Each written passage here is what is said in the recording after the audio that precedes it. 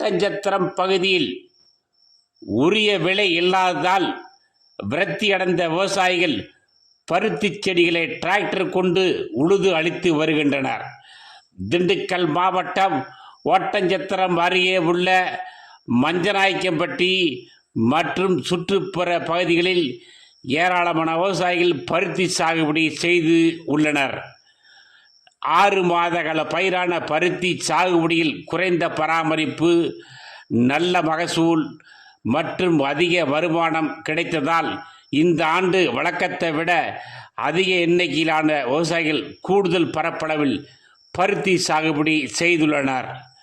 கடந்த ஆண்டு 100 கிலோ கொண்ட ஒரு குவிண்டால் 15,000க்கு மேல் விற்பனையான நிலையில் விவசாயிகளுக்கு பருத்தி சாகுபடியில் ஆர்வம் அதிகரித்தது. இந்த நிலையில் தற்போது பருத்தி அறுவடை பணிகள் நடைபெற்று வருகிறது.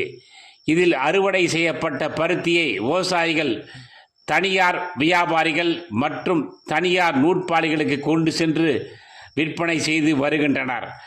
கடந்த ஆண்டு ஒரு குவிண்டால் 15,000க்கு மேல் விற்பனையான பருத்தி இந்த ஆண்டு 50% வரை விலை வீழ்ச்சியடைந்து 7,000க்கு குறைவாக விற்பனையாவதால் பருத்தி விவசாயிகள் கவலையடைந்துள்ளனர்.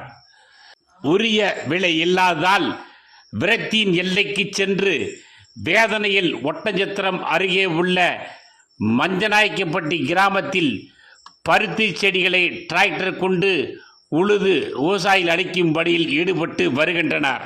கஷ்டப்பட்டு எதிர்பார்ப்புடன் வளர்த்த பருத்தி செடிகளை கண்முன்னே அழிக்கும் காட்சியை கண்டு சக விவசாயிகள் வேதனையடைந்துள்ளனர்.